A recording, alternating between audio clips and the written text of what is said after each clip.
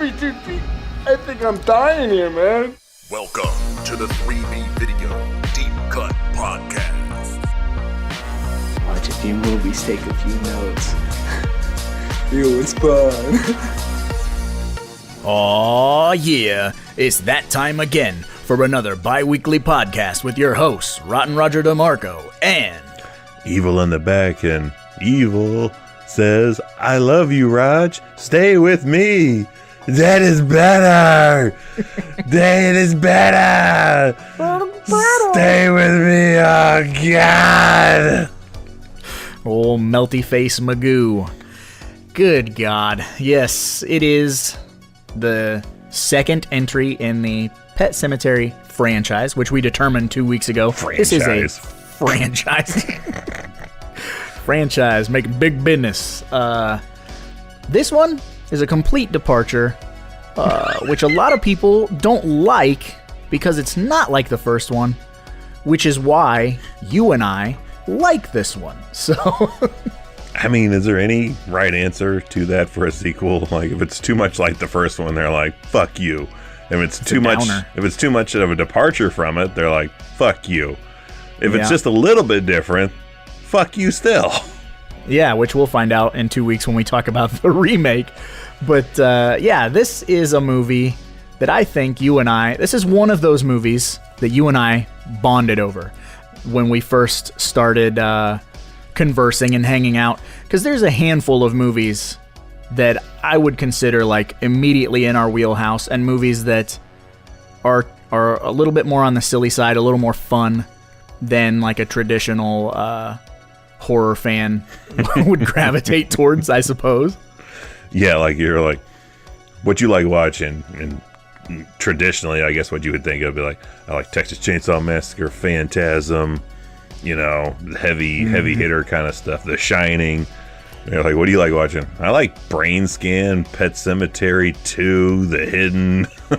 And The Ice Cream Man. Ice Cream Man. You know, a lot of those kind of trash sequels. Yes. Friday the 13th, Part 8. Our bread and butter.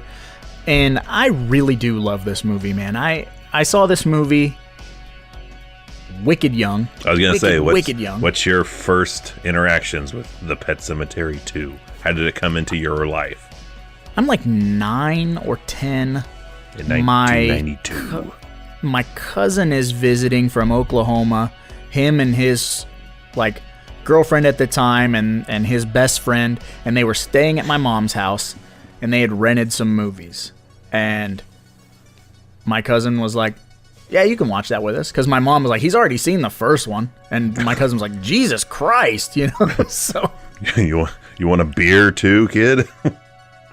And I think, if I'm not mistaken, I might be lumping two of his visits together, because I feel like it was Pet Sematary 2 and The Good Son, but I feel like The Good Son came out a year later, so it might have been those are two separate visits. I mean, but it might have been, but same house in my memory. So those are really close together as far as it's mildly hazy between 92 and 93 for me. My first interactions with this, I really can't think of this movie at all without thinking of the 1992 Survivor series. Oh, okay. 100% reasoning, because all the way until 96, it wasn't a thing for me to buy the pay-per-views. They said nah, I didn't really ask. You'd rent them later? Yeah, I would rent them, like 9 months later, and finally, even after the magazine had published all the fucking results of the matches. But I would, for some shows then, I would go to the preview channel, like the pay-per-view preview channel. Yeah, I remember that. That's good. That's old school right there. And they would just run previews nonstop. So every once in a while, and that's where I think they had like the pre-show for Survivor Series 92, and occasionally ads, but they'd always have they'd run the same trailers over and over and over. So I got to hear Gus saying, "No brain, no pain. Think about it." You hear the drill, it cuts to black, then he laughs. That trailer was just played on repeat. So that's instantly where I go.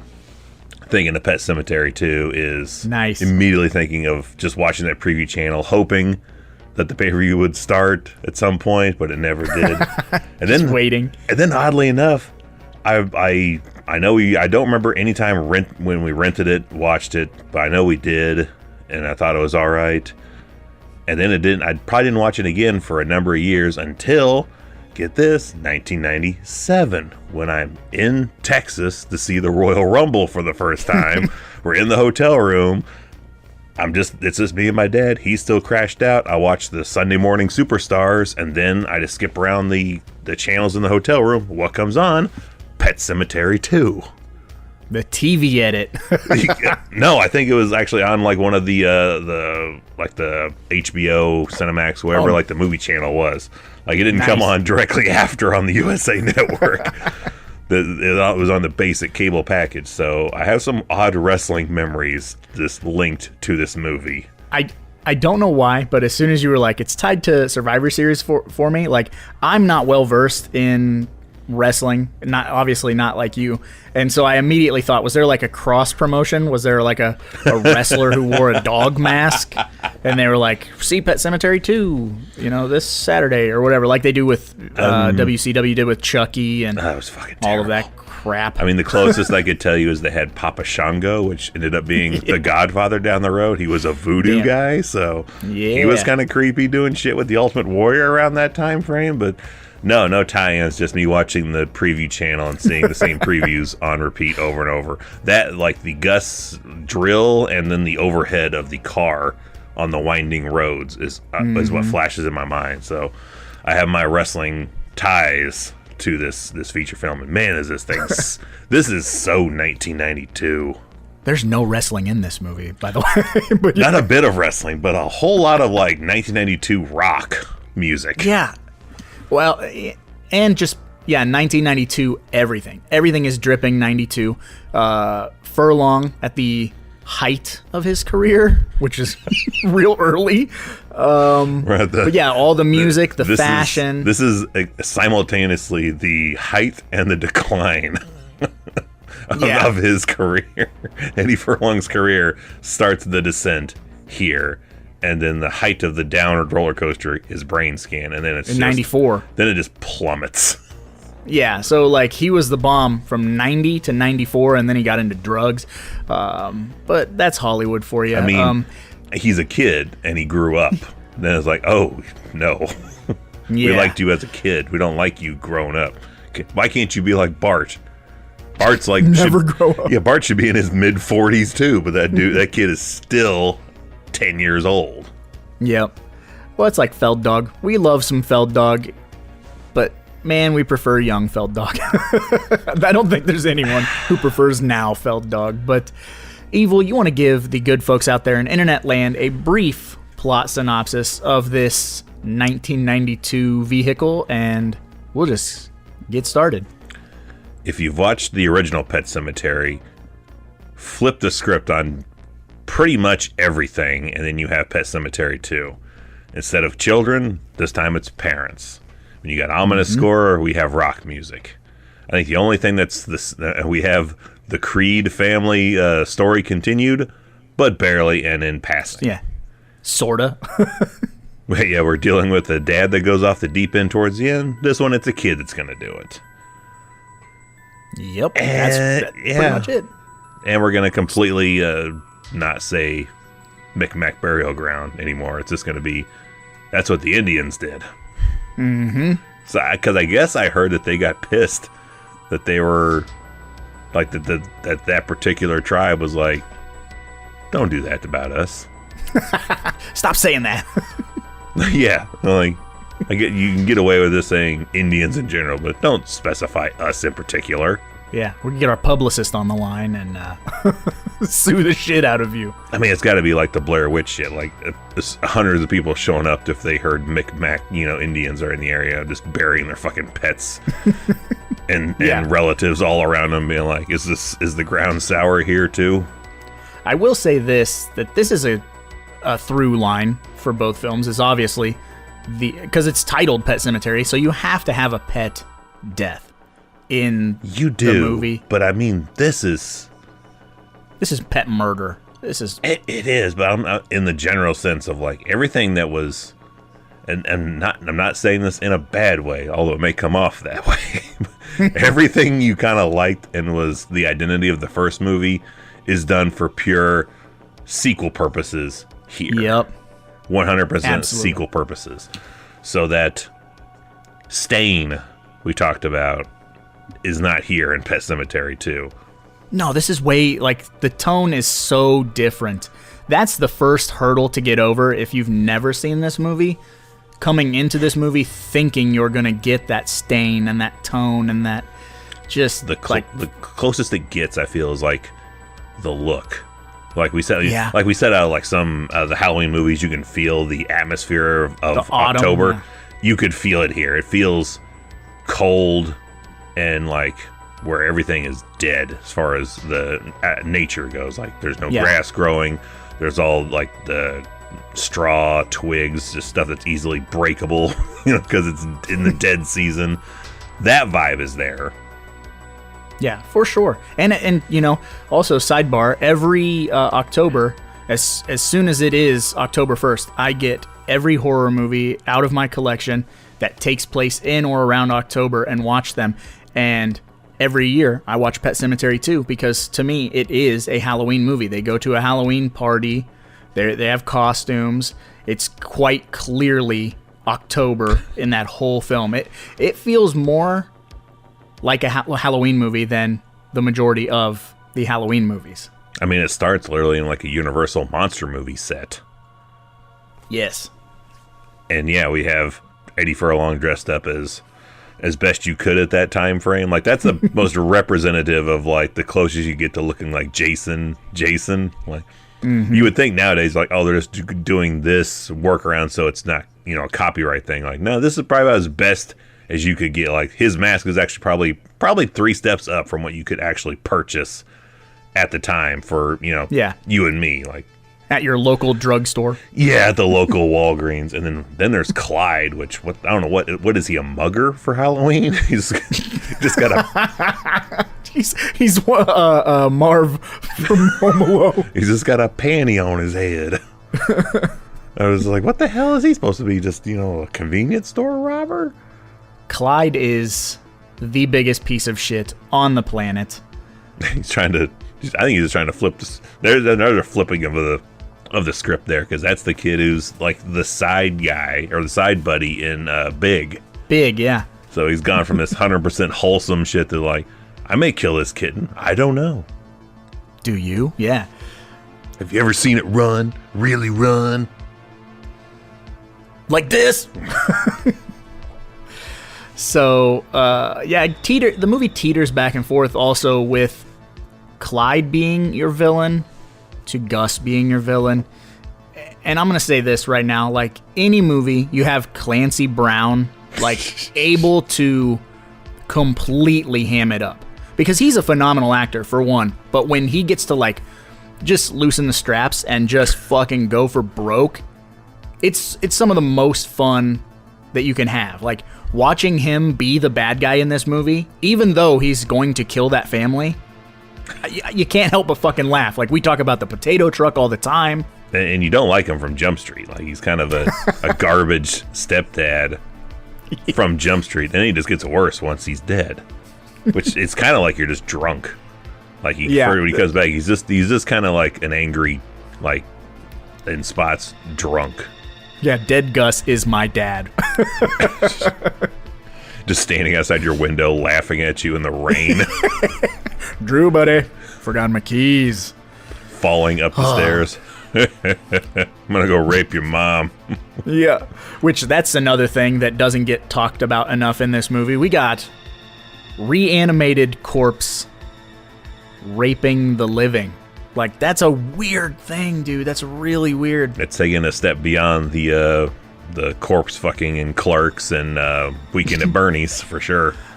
But also, here's the thing about that. Like, it's gross, right? But even as a kid, like when I was watching this movie, I never got like I don't know. It doesn't have that like, I spit on your grave or fucking Cannibal Holocaust like For us as kids, I don't think it registered as rape. It's just like he's just I don't know what he's fooling doing. around. Yeah. Yeah. I'm just fucking with you. There's your wrestling tie, and that's what they were doing. They were doing some light wrestling. He had pinned her to the mat, and she was begging. Yeah. And also, the big old hole in his neck is super fucking gnarly. Dude, there's some really good effects in this movie, though. I will say that. Good effects, and then there's just some stuff that doesn't, like, is just goofy shit to me. Like, the epitome of goofy is, of course, definitely the other sex scene that is... we're not sure... I'm not sure. It's played... partially like a dream sequence, but I guess at some point it's real. So the best I could surmise, fucking that dog. The best I could surmise, because this is a dream sequence where Anthony Edwards, nerdy hunk from ER and Revenge of the Nerds, is dreaming of his ex-wife, like you do, and she's on top of him. We get the boobie shot. He's gonna go in for the boobies. We get a pan up to the head of this dog that belongs to the neighbor that is dead but is resurrected but you treated. So I guess there's the tie-in to where this dog starts biting him on the arm to where it turns into the dog really biting him on the arm and him throwing the dog off, and the dog is sitting like in a chair looking at him. So yeah, at some point is this dog sitting on his chest and Anthony Edwards starts getting chub. And that's why he got bit. Yeah, starts making the move on the neighbor's dog who's in his room for some reason. Watching him. Maybe it was a dream, but he was holding on to the dog, so when he woke up, he brought the dog out of the dream, a la Elm Street. I just think he grabbed the dog's hips and started, thrusting with his chub mid-dream, and the dog's like, nope, I don't want, no, no means no, I saw what Gus was doing, get off me. Oh, that's goddamn ridiculous, dude. So... There's a few goddamn ridiculousnesses like that, and since we took out the aspect of the Micmac and it's just called the Indians, they try to stay true to the original of you bury your own. Yeah. But what the hell's going on when Gus buries Clyde? That's weird, yeah. Who knows? Illegitimate child? Or maybe... Or just does Clyde and now... Like, is he now property of Gus? Like, you could bury who the fuck ever, but you better be prepared to be the gatekeeper of this person or thing once you bury them. Yeah. Because I'm like, you gotta bury your own. Like, why the fuck you burying this? Why are you burying this kid? And that's the weird, like, twist or whatever, pull the rug out from under you, because Jeff and Gus begin to work together when it comes to the end of the film, right? Like, you're gonna dig up your mom, you bury her. Like, Gus helps Jeff dig up his mom, essentially, but then tells... He's just wanting to hook back up again. Like, the whole movie, he's just like, really want to just tag your mom again. Like, they're at the funeral, and he's telling them, like, we used to date, right? Like, we used to be sweethearts. I used to hit that. Yeah, fucking gross. Dig up your ma, you bury her, I'm gonna do it again. So that doesn't make a lot of sense. That like it's almost like they're working together, but then Gus is like, "Aha! I also resurrected your bully, and now you have to deal with an undead bully." Like, because he didn't mean to kill him. He was just fucking with him. He just meant to bully the bully, and then he like, oops. His scarf gets caught in this motorcycle wheel, and it grinds his face on a tire, and like, oh shit. Clyde's resurrected makeup is awesome though, and like all that like foamy pus. Yeah, he looks good. I'm like, man, it did not look like that tire did that much damage to him, but yeah, it did a lot of damage. It's real good, man. And then the whole thing with once, why am I blanking on the Drew, buddy? When Drew sees Gus kill the bully, that's what sets everything into motion. And now Gus is going to kill the whole family. Because I wonder if Gus would have killed them had they not discovered that he was a murderer. You know what I mean? Like, it's gotta come up eventually. If it didn't that day, like, it's going to slip sooner or later. He's a fucking goober. Even as a corpse, he's a goober. So he's not going to keep the secret going for long at all. And here's the other thing that is, I suppose it's close to the first one. However, the first one is a real gut punch because it is a toddler that gets killed, right? So in this movie, I did not, like, I remember specifically when I was watching it when I was young, like, did not expect Drew and his mother to die. No, I still don't when I watch it. I'm like, really? Because it sounds like a fever dream. Like, they get spooked by Gus. They run from the house. Gus chases them in the car. He rams them while they're driving. He sideswipes them to go head on a collision into an 18-wheeler that is hauling loose potatoes. It was my nickname in high school. Loose potatoes. Oh, Roger, loose potatoes DeMarco. to the certification that they are dead, because we see a bare foot with blood running down it, covered in raw potatoes. Yeah, it is very strange. It's very strange, just because who the fuck is hauling an 18-wheeler of potatoes? Ludlow, Maine is right next to Idaho. Loose potatoes. That is a very inefficient way to transport potatoes. We have discussed this. At most, for a retail store, you're going to get a pallet. And you should be fucking good. Even for November, you should be good on a pallet of potatoes. And those are still bagged. Mm-hmm. This 18-wheeler must be providing potatoes for the state of Maine. That is all the potatoes for the year in that truck right there. Potatoes and lobster. And it's ruined.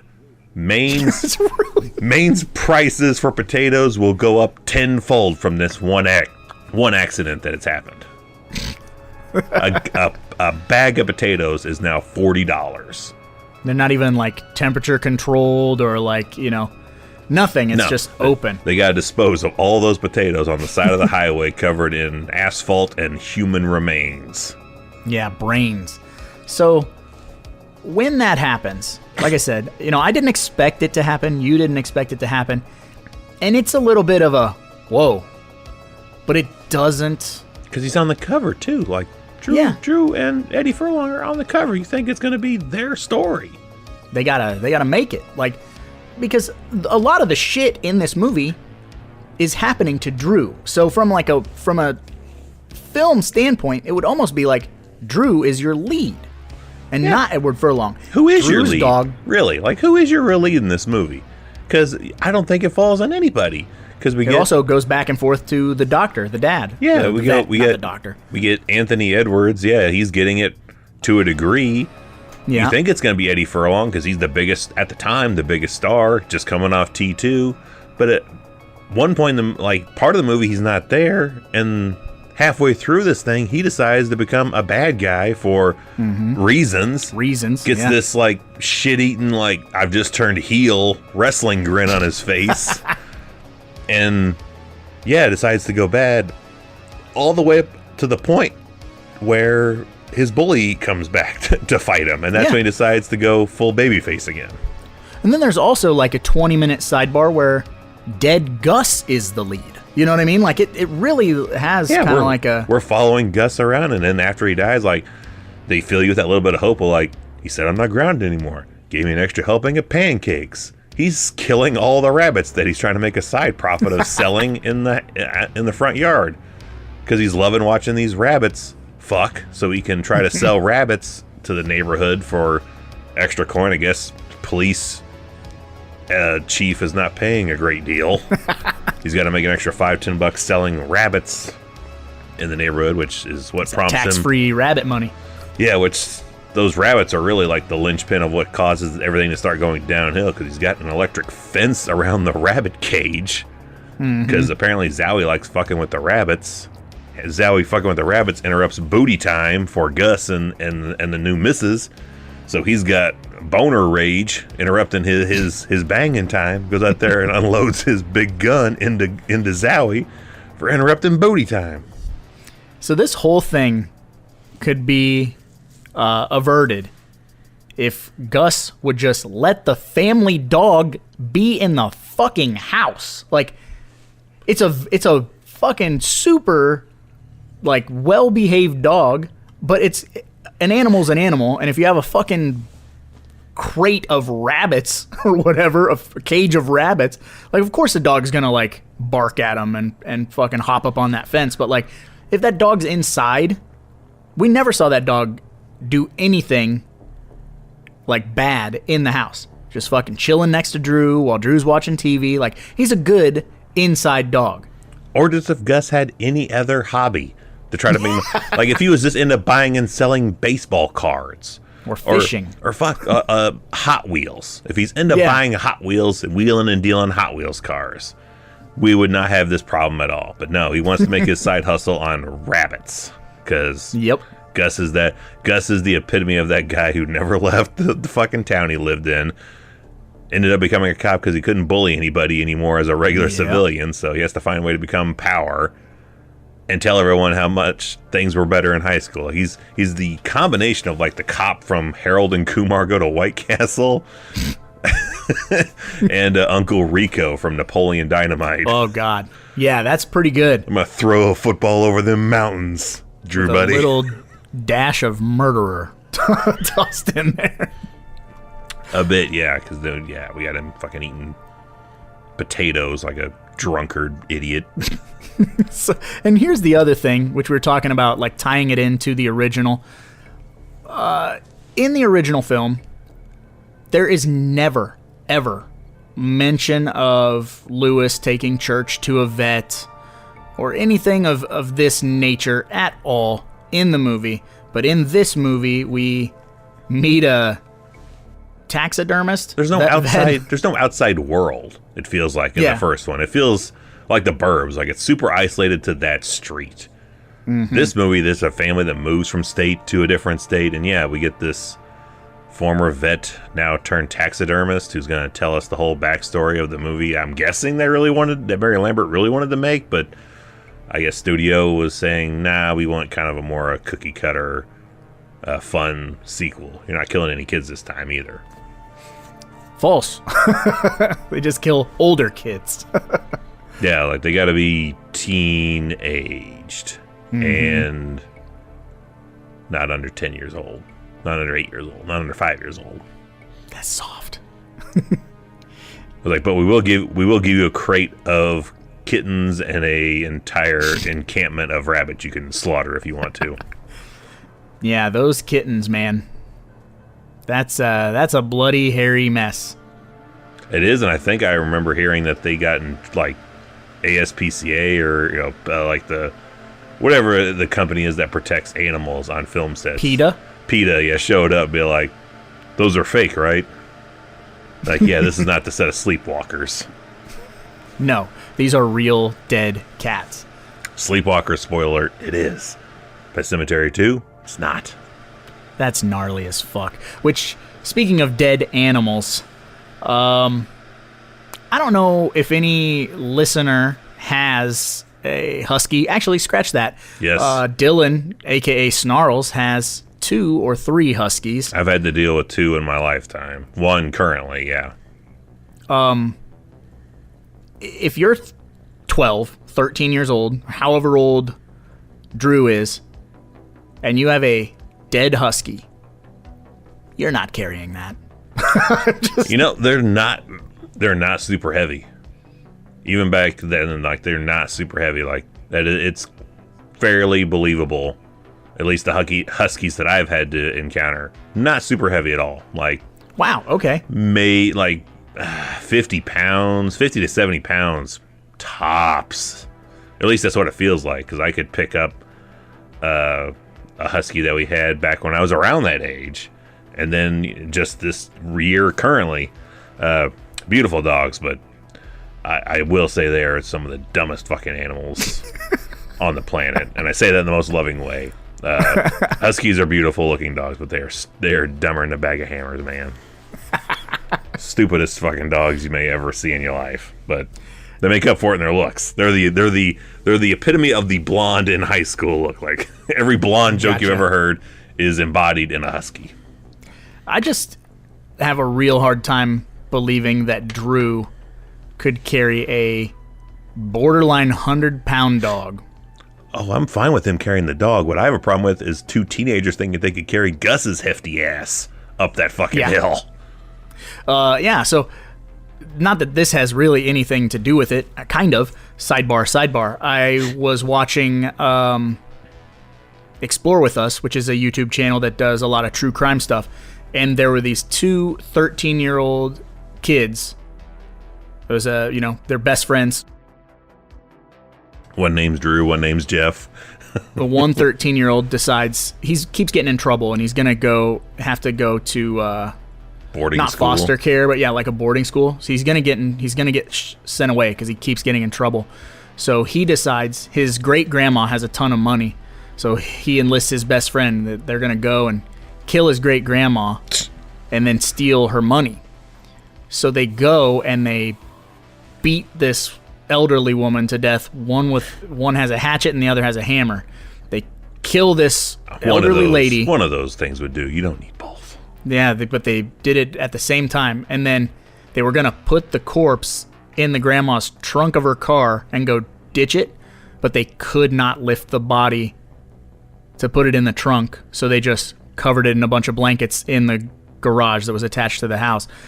So that definitely leads me to believe, that two 13, 14-year-old kids aren't carrying Gus. Because I would wager Gus is I don't know how big Clancy Brown is, but I'd say your size. I was like, maybe taller. He feels like my size. It's not a hair taller. Like, I don't even think you and I today couldn't carry Clancy Brown's ass up a hill and bury him within like a 48-hour period.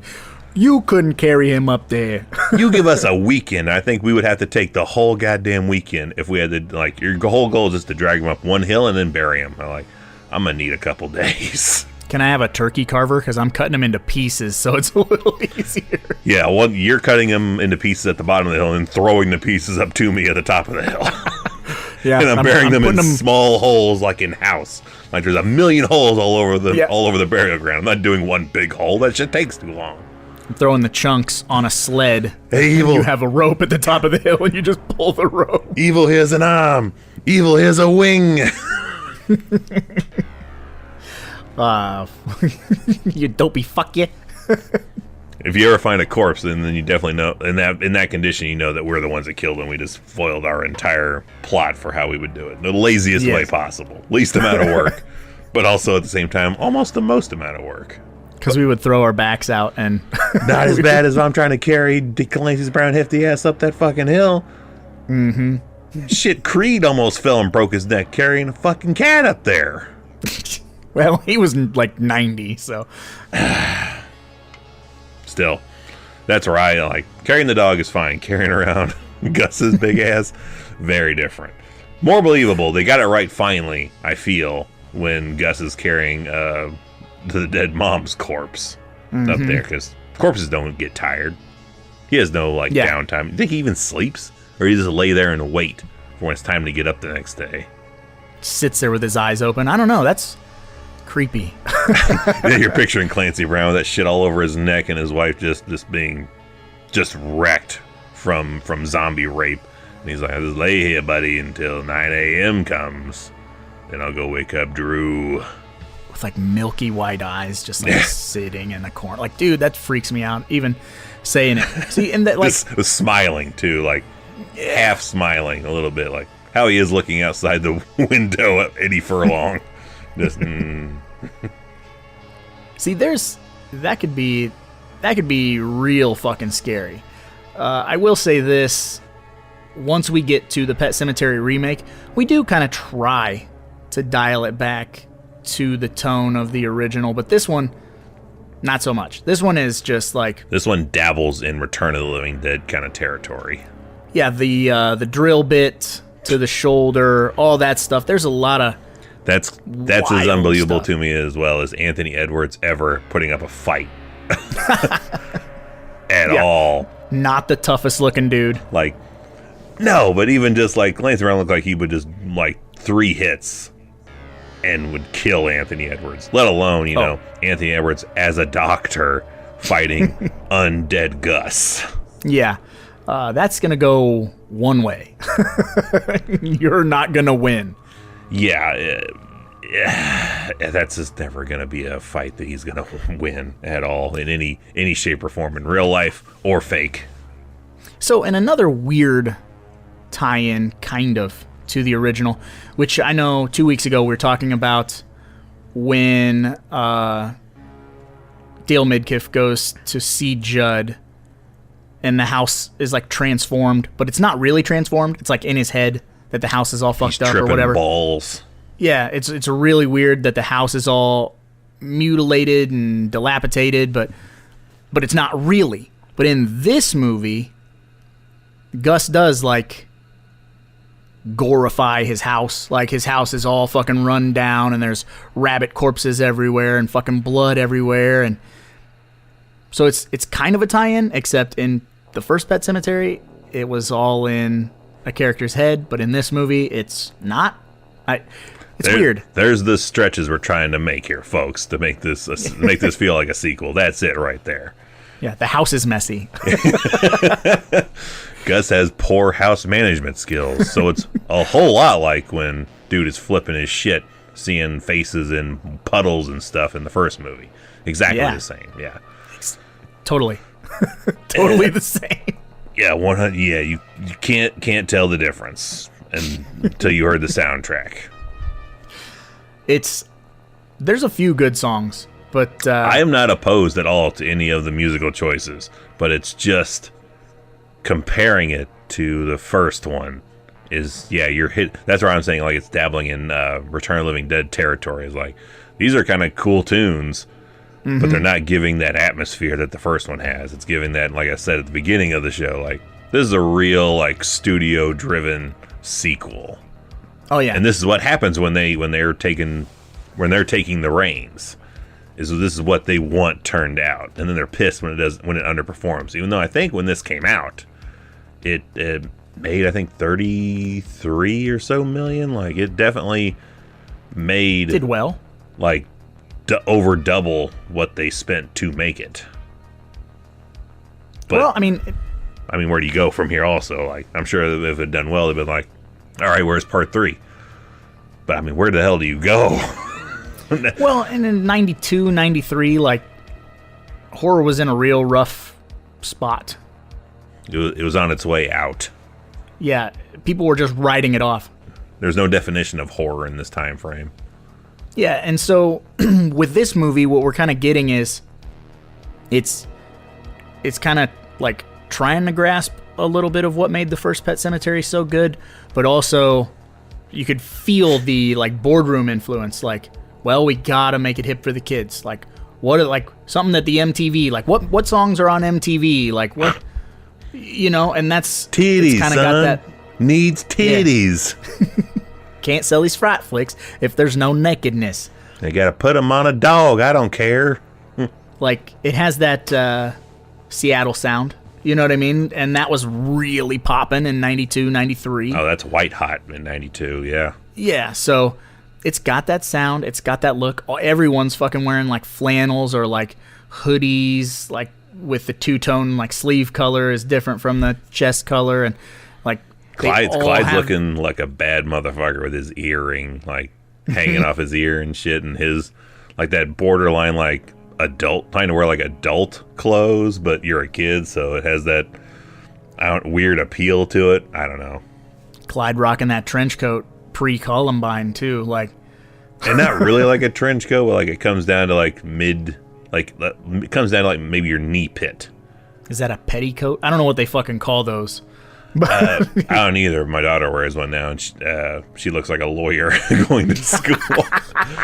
Like get your briefings in there. Like she even for a few days took a briefcase as her backpack to school just to fully go into the gimmick. And I was like, yeah, you just need a scarf, which she ended up getting like a green scarfie with it. Like you look like either Clyde in Pet Sematary 2, or you got serious A depositions. homicide today. detective. Yeah. Bum bum bum bum.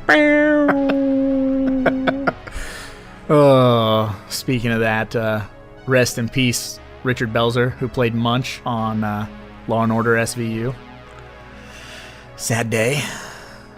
Yeah, but I just go and rewatch when he got knocked the fuck out by Hulk Hogan. Yeah. Did you watch that Maybe clip? I put that clip up. I Yeah. posted that clip the other day. I was like, man, you can just tell the exact moment he choked out Richard Belzer. And he just clonks his head on that fucking hardwood floor and is pouring blood at the back of his noggin. He was the man, dude. And, like, my wife didn't even know he was a stand-up comedian. So He had I his got own to TV introduce- show. He was insulting Mr. T and Hulk Hogan in the business. Hulk Hogan fucking showed him what's what, which resulted in his ass getting sued. And I guess Richard Belzer had like his own like private like beach residence or island or some shit, and called it like the Hulk estate or something, because the Hogan lawsuit paid for all of it. But nothing worth it. Knock his condescending ass out cold for mocking my business. That's awesome. Oh shit! Bury his ass in the pet cemetery. In the Pet Sematary, he'll come back and just solve other crimes. Yeah, give me another 30 seasons of SVU, please. There's so many fucking murder Law investigation and Order. shows. Oh god. I love all Law. I was literally watching Law and Order before we did this podcast. Well, That's what I do in my downtime. I'm gonna work him into the show this week. This is the week I'm doing it. I'm bringing Belzer in. Damn it! Yeah, well, I mean, it is timely. He did just pass away. You got to bury your own. Who from Law and Order buries Belzer's character then to bring Ice-T. him back? Ice-T buries. Yeah, they were always together. How is that not a Detective thing? Also, Finn Tutuola. how is it not a thing in this town after what happens in the first Pet Sematary? The whole town, it should be, in theory, it should just be zombie central. It should look like Return of the Living Dead with this cops getting mauled and stuff. Like, word should have got out about this cemetery, and either it's pure chaos from people just burying relatives and pets and shit and causing mayhem, or that shit should be like 12-foot electric barbed wire fenced off. Like Land of the Dead. Yeah. I think, if this movie had sparked interest to make a Pet Sematary 3, I think that would have been a fairly, like, fun avenue to take it down. It would be, like, every single family that lives in that town has at some point lost a loved one and brought them back. And then, like, it gets to where it's not manageable. You know what I mean? Like, Oh yeah. and then you just have that fucking Return of the Living Dead. Then you gotta hire Andretti to come in and manage the cop to manage the undead that come back, because he is head of Zombie Squad. So you just get the Cobra to come in to manage these undead people getting resurrected, and get dishing out Law and Order punishment. There's your real Pet Sematary 3 workshop. I would watch Pet Sematary 3 if it had that Return of the Living Dead like tone, because we're close in this movie. It We're is very going close. there. Heaven forbid if it actually did take the Return of the Living Dead route and got like 4 sequels that are completely unnecessary. Imagine how far removed we would be by Pet Sematary 5. It'd be like the Amityville movies. It'd be like fucking Pet Cemetery. There'd be the no theater. pets, no cemeteries. They probably just spell cemetery correctly this time. It'd be that tied together. Like, well, we can't spell it incorrectly because that promotes illiteracy. So Ban it. it would offend someone. It would offend someone, and they would fix it. Definitely not I don't going to be know. allowed in Florida, that's for sure. Well, we spent about 45 minutes rambling about this unsung hero of the franchise. Is there anything else we haven't covered that you want to talk about before we move on to the next segments, Evil? I really can't think of anything other than we have. I mean, do you think Anthony Anderson's character was going to hook up with the nanny mom replacement character if things had not, gone the route of being in Pet Sematary 2? Yeah, I do. I do think so. And does Eddie Furlong's character want to fuck his mom? That is not a bad question, Bert. It is kind of gross, right? A little, what is that, Oedipus? Minor Oedipus complex. Yeah, complex, like... It's your mom, dude! Mom. It is a little gross, dude. Are we teetering on that a little bit? I think so, but, it could be... Is this like a highly rated X Lifetime movie if we given Eddie Furlong's character another like 3 years to develop? I feel like it only comes across a little like taboo because of some of the acting choices, like that look that Furlong gives, and just kind of there's just a little bit of like, man, if you had dialed that back, it would come across loving, not fucking like I want to hump my mom. But he does have a T2 callback. He does have a puberty breaking scream of "Mom!" Yep, I knew exactly what you were talking about. Yeah, they're like, that thing you did in T2, we want you to do it again. That's your calling card. That's your version of Bart Simpson's I didn't do it. For like another year until your voice just fucking gets deep. You're in trouble. Hey, Mr. Furlong, can you sign this? Mom! Can you screech that, please? I do want to talk real quick about that ending. I mean, we were talking about Clyde's monster makeup or corpse makeup. That whole ending sequence with the mom on the bed and melting. I never got it until years later. I was like, oh, that's mortician's wax and all that shit. She could afford to look that. She's the only one that actually looks still human dead. Oh, it's because she had the money to do it. Oh, no, it's all melting away. We're all looking like shit on the inside when we're dead. So I didn't realize that till years later. It's super gross, but here's my main problem with the ending of this movie is it feels like it's not... It doesn't have, like, a good finale. Like, I like that scene, but the finale part of it comes from Clyde and not with, like, an actual altercation with his mother. All she does is fucking stand on that bed and then start that fire. Or no, she doesn't even start the fire. Yeah, Clyde starts the fire. She starts the fire. Oh. She straight up starts the fire. She like lights the fire. Oh yeah, that's right. She lights the fire, and then someone in the executive office is like, remember this is a sequel. Someone's got to say dead is better. Make her say it as she's dying there. Say dead is better. Dead is better. All right, she said it. It's a sequel. It's a sequel now, folks. She Check said that off. She said dead is better. We have a sequel. We should have had a little bit more. I thought you were talking about the post. That's scene hard. ending. That stings a little bit. That stings, but it's really fucking weird. Like the floating heads. Yes. Like, could you imagine if the first movie ended that way? We're getting shots of Judd and Gage and Church. Yeah, previously on Pet Sematary 2. Yeah, like the ending of that is really bizarre. And again, I'm thinking of like, there's a lot of corpses and bodies that have been buried and dug up.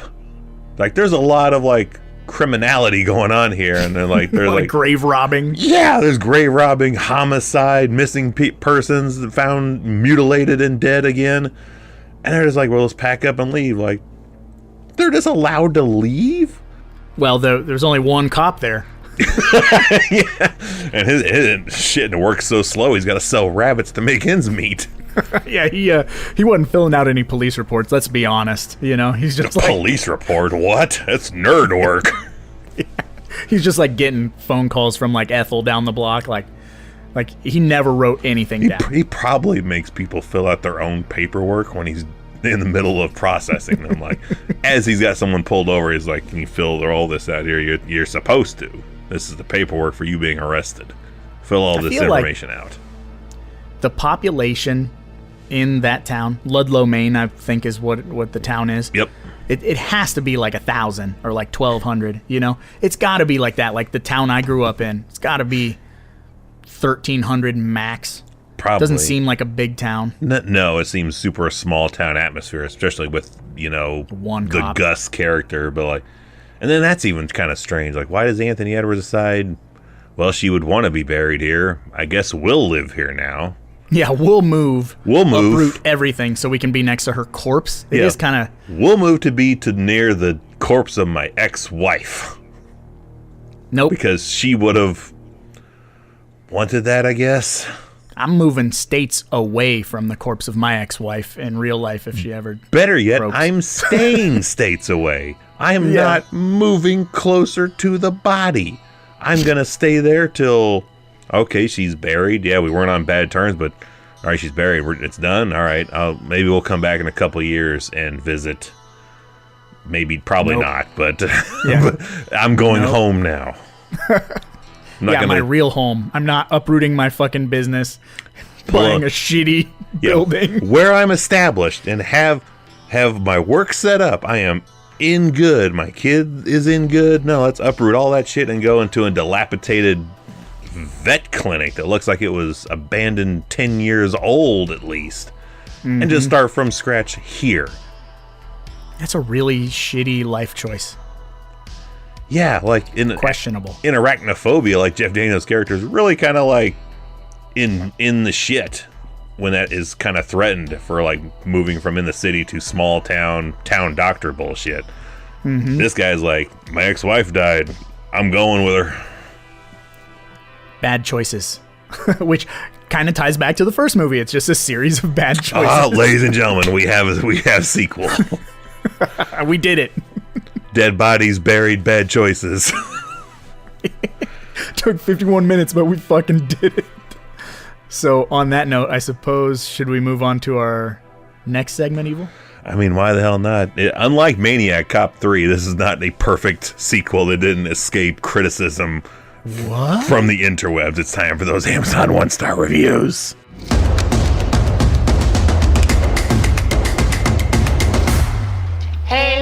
Before you even get started, I don't believe you that people don't like this movie. Well, let me do my best to enlighten you and perhaps change your mind, like Susan Kelly. On April 6, 2021, 1 star. Just watch the first one and forget this exists. Couldn't even finish it. I watched the original film for the first time a few days ago and was curious about this one. Watched a bit of it and found that it differs completely in tone. The soundtrack and pacing are really where it lets me down, honestly. Oh. I may skip through the rest to see how the practical/creature effects go. Wouldn't really recommend this film to anyone who watched the first and wanted something similar. Well, I mean, that I can't fault that one. It is completely tonally different. I could only disagree with if they didn't finish it. But at the same time, there's movies I've never finished for reasons. But all right, it happens. This one, I love this. This is from username Anonymous. So it's not Amazon. Anonymous? It's not Amazon customer. It's literally someone that's like, my name will be Anonymous. August 9th, 2017, Anonymous says 1 star. Worst movie I've ever seen. I cannot believe all the 4 and 5 star ratings on this movie. This has to be the worst movie I've ever seen. This one, the first one was decent and scary. This one was just plain stupid with bad acting, bad directing, bad script, bad effects, and the list goes on. Did they also think that we wouldn't notice that dog kept changing colors throughout the movie? LOL. Which my mini side bit to that is like, when they bring the dog comes back to life, like, that thing looks pretty fucking wrecked. It is dirty, it has glowing eyes, and is snarling, and they're like, they just let this thing in the house, and they're just pissed that they're pissed at Drew. Like, there's a hellhound next to you that looks and smells like shit, and you're like, you lied to us by burying this dog. Even he's pissed at you. I buried my dog. Where you get off telling us a lie like that? Think that's not going to catch up to you? Look at the dog. It looks like he tried to bury it. Even if it is a lie, that dog clearly climbed out of a grave. If the dog's not viciously undead and coming to kill you, there's something wrong with Drew. He's burying animals alive. I need a psychiatrist.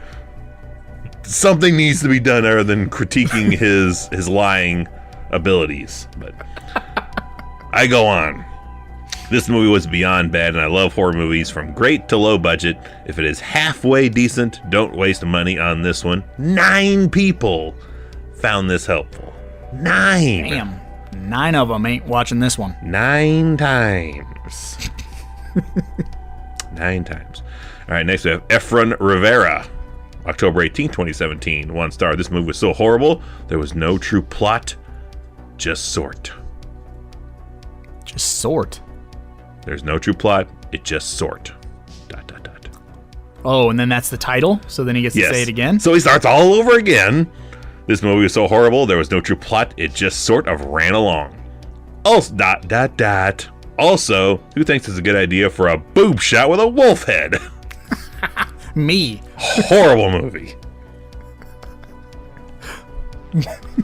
Boob shot with a wolf head.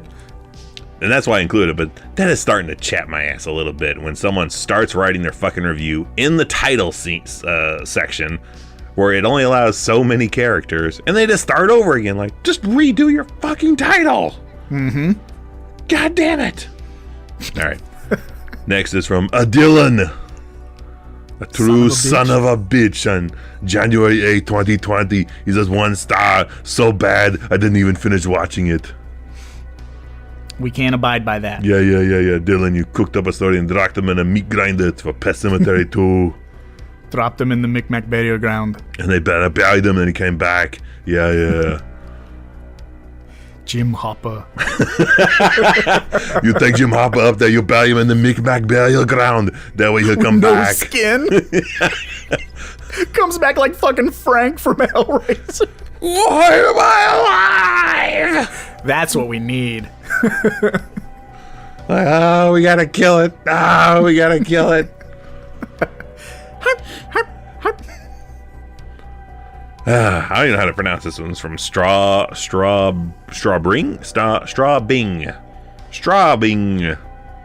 I feel like we've had that name before. Probably. Bing. May 12th, 2021 star. Never understood Stephen King's popularity. Is this Remix? Remix wrote this. No, because his review is 1 line, and it's so puzzling. Actually, we have one friend that's a friend of the wife's that would agree with this, but I mean, it's a statement. Only good work from him was Children of the Corn. That's a statement. Yeah. Like, I would totally want that on a t-shirt just for trolling purposes. Just the front of it say Stephen King, on the back, his only good work was Children of the Corn. I might be like super in the minority, but I don't even really like the first Children of the Corn. I actually like some of the shitty sequels that he had nothing to do with more. Oh, 2 and 3 are goofy as fuck, and I don't remember anything after that. The first one is, I'm not really huge on it, but it does have a good, that October atmosphere to it. Mm-hmm. Not a, like, incredibly exciting film. No. Maybe fun to watch with friends, but not, wow, of all the works, like, you're like, that's the hill you pick is Children of the Corn. I oddly respect it, but it's strange. It is false, also. I mean, it's so... You can't even say, like, no, Cujo? Cujo's fucking way better. Christine? I mean, I'll support it, just because it's so, like, wow. Put it out there, man. Only good thing he ever did was Dreamcatcher. I mean, not liking and liking something else, I mean, that's got to be... I would almost want to put that in a Hall of Fame status. Like, not necessarily, like, the funniest 1 star, but, like, definitely one that'll stand out to me. And, like, dude, it's like just planting his flag, being like, fuck you, I like Children of the Corn and nothing else. Nothing else. Fuck Stephen King. I like this review as well. This is on October 27th, 2017 from Old Man Wagner. Old Man Wagner says 1 star. Titles at 1 star. Then goes on to tell me what a piece of dog. Expletive deleted. That it is. Old Man Wagner. He, in parentheses, censored himself. That's said, awesome. Expletive deleted. Which makes me think, is he a fan of Jay and Silent Bob Strike Back? Because they say that shit constantly in that one scene in there where Jay's doing the review on moviepoopshoot.com. Old Man Wagner, what a piece of dog shenanigans. We have to subscribe to Old Man Wagner. I kind of want to. Old Man Wagner, I'm like, what else did he buy? That's what I'm curious about. What else these people buy and leave reviews for? Like weed whackers or something? Like lubricant for chainsaws. Yeah. Insure. Yeah, like that synthetic oil mix for chainsaws. Castrol GTX. Drive hard. Paul here, I think, was trying to channel the Halloween spirit on October 26, 2015. He says, 1 star. I didn't expect much from horror films, but this one was really abysmal. Dang. I hate horror movies, and this one proves it. That's what he's saying there. This one proves it. This one proves it. Next, we got Jose D. Ramos. July 29, 2011. 1 star. Boring and pointless. But was there a lot of O's in it? No, but 2 R's. Ah. I want to emphasize his misspelling of boring and pointless. Ring. This movie is such a waste of time. My sister and I saw this movie last night. We were really bored. It's a pointless movie. Bad acting. It's just horrible. It will never be as Stephen King's original Pet Sematary. If you want to see this movie, ...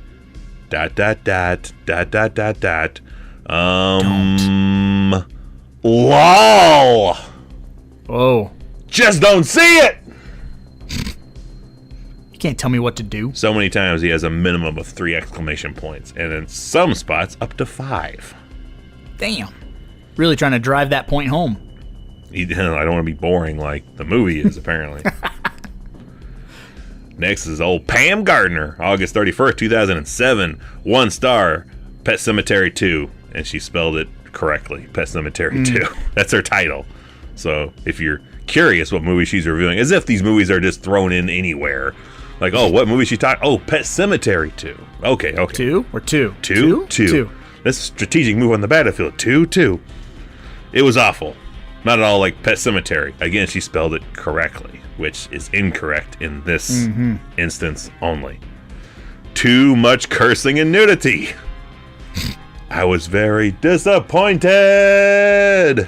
There's only 2 boobies in this movie. Yeah.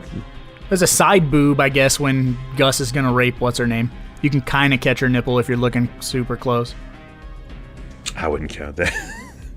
Maybe oogling the butt in jeans, the Guess 1992 jeans when she's in the oven. He's like, I'm going to take it. When she was in the oven. Yep, head in the oven. Next is C. Hagen, May 20th, 2006. 1 star. Stupid sequel crap. No wonder Stephen King did not want this to be released. This movie is stupid. The original did not need a sequel at all.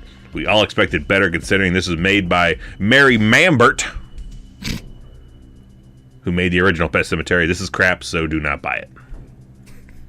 Like he was in such a rage, he misspelled her name. Mary Mambert.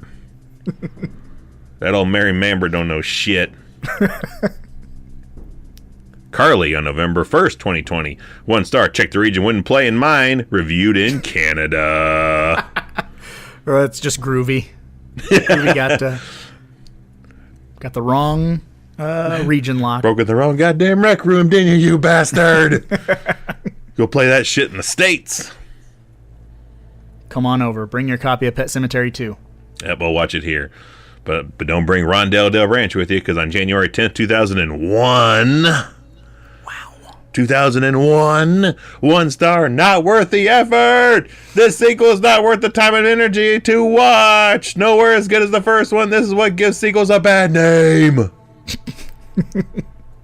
That is definitely all in caps, because of course. It's a grumpy Rondale. Cujo, September 15th, 2011. 1 star, Pet Sematary 2. It's a bit disappointing as a horror movie. I feel very let down. I didn't feel that it followed on naturally from Pet Sematary 1. This isn't a movie I would watch again. At least he's kind of level-headed. Sure. But, I mean, yeah. And I thought this is a fun, appropriate way to round out the 1 stars from Zimmerman. On November 13th, 2019. This is reviewed in Germany. 1 star. Thumbs down emoji. Das Unscheisen Pet Sematary. Thumbs down. He goes on to say, is not there. Is the Pet Sematary's not in Ludlow, Maine? What does this mean? Is not there. Is not there. Is not there. Is not there. Is not there. The case was empty. That's what that means. There was no disc. Is not there. Is not there. I'm sorry. Is not there. I don't know. Contact Amazon. I don't know. He's not there. Well, I'm gonna give you a little something, Zimmerman. You can't take off. It is there now. I do believe that Pet Sematary 2 is Mary Lambert's masterpiece. No, it's Mary Mambert's masterpiece. Yes. That's her pseudonym. Her pen name. You can't do the sequel. You gotta use you gotta Alan Smithy this thing. What's your name gonna be? Mary Mambert. Brilliant. We'll get the credits printed up right now. Done and done. Zimmerman Doing the will titles be over at New pleased. Vision right now. Yeah.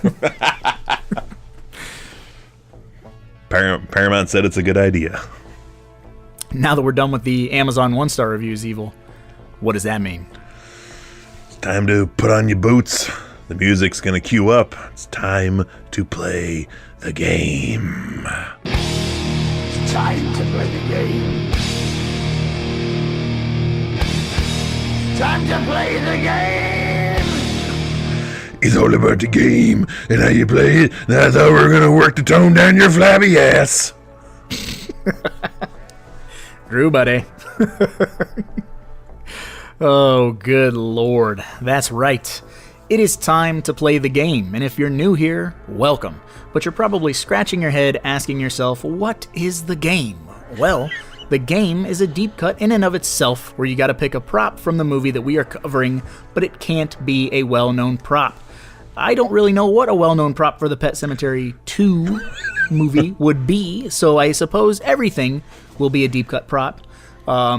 Pick it, let us know. We now have polls on Spotify and on Anchor.fm, so you can tell us what your prop is. And if you don't want to do it there, find us on Discord, YouTube, Facebook, everywhere humanly possible. Patreon. We are there. And Patreon as well. I like Patreon best. Yes, it is. Patreon is the bomb. But let us know your prop. Mainly for the pay part of the Patreon. It keeps the lights on, like Matthew Modine. Is that who does the... I don't know. We'll leave the light on for you. I don't Matt know. Modine but, and Mary Mambert welcome you. So pick a prop from the movie and let us know what it is. I think Evil... I'll go first this week. Please. I got a couple of things that really stick out to me. So even though I already own this... Yes. I think, but I don't own it from Pet Sematary 2, would be Jeff's Jason Takes Manhattan poster. Because that's an awesome poster. And I could always use another one. I got one of those. So that's a simple one for me. Number 2, which I kind of think you're going to pick, is one of the potatoes. Yeah, I want one of the potatoes. Is that what you want? Yeah, I want the potato. I'm going to keep it in a jar, too, so it grows. I'm just going to have it just grow over the whole house. It's it looks like Creep Show. Like, it's just overtaking the entire house, this plant. They're like, what is that? They're like, that was one of the potatoes that killed a mother and son from Pet Sematary Two. It's fucking, you're just growing potatoes everywhere in your house. Yeah, the Orinco truck strikes again. The other prop that I would take from this movie, it goes without saying, I suppose, because you and I talk a lot about this type of prop in particular, and that would be the corpse of Zowie, the dead dog prop. Because I think it's a pretty decent looking prop. Yeah, a little longer looking, but than the dog I think is when he's carrying it through the OG Pet Sematary, but still pretty good. I think this is the dead animal that sparked that, like, I've seen better or I've seen worse dead dog props. It was either this or the gate. So I want to say it was Leatherface. Oh, it might have been with the fucking coyote or whatever. Yeah, the real shit coyote they throw on the hood of the car. I mean, all three of these movies are very near and dear to our heart and at the top of our wheelhouse, so probably. But yeah, I think I'll go with Zowie, and you can have some potatoes if that's what you really want. I'm gonna take the potato. If not, I would take the keys. Oh, Drew buddy, the keys? Yeah, found them.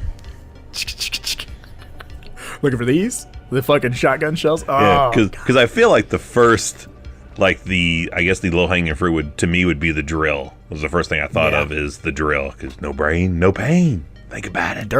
The dirt bike. Yeah, the dirt bike, the scarf. Yeah, sure. The scarf's good. So many good props in this movie. That's the amazing thing about this movie is, like, literally every scene has just a medley of awesome stuff. Some of the skinned rabbits. Or like the bird cage that they put the cat in. Or the torn apart cat cage from the vet. Why the fuck did he take a cat to school? Like, school is a good 8-hour day, and you can't even hold on to a cat for 5 minutes. Maybe not even 2 minutes.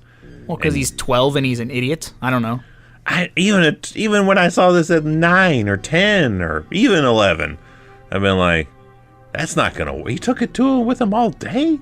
Didn't have his dad come pick it up or nothing? Fucking like idiot. Taking it for show and tell? Like, is he stupid?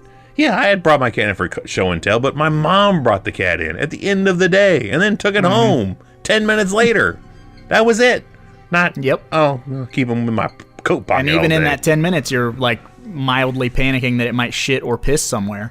Like, not even that. I'm gonna look like I had a fucking brawl with Fred Krueger underneath my shirt by the end of the day. I'm gonna die from bleeding. Of 1,000 tiny cuts across my torso. Takes the cat to gym class and they're playing dodgeball. He's got it tucked in his gym shirt. Just gripped onto his shoulder like a fucking pirate thing. I want the cat. You want the cat? The dead cat. Because it's definitely not alive now. I mean, would you consider the dog with tits prop too low hanging a fruit? No. Okay. The dog head or like the... I want it on a pair of breasts, and I want to be on the news for putting that shit on my porch during Halloween and getting protests being like, that's too much. Yeah, he's got to dial it back. Man. He's got some bestiality shit going on his front lawn this year. Yep, you're getting arrested. Making little kids cry. Like, oh, it's fine. Have a Snickers bar. It's full size here. Come take a picture next to the dog tits. Yeah. Go over there and motorboat them. Go, boo, you motorboating son of a bitch. You old sailor, you. Oh, good God. Well, I suppose we should probably get going because, after all, there's a lot of movies out there and somebody's got to watch them. So why not us, right? Life's full of lessons, Drew, buddy. No one's above them. Now you, not me. Now get in.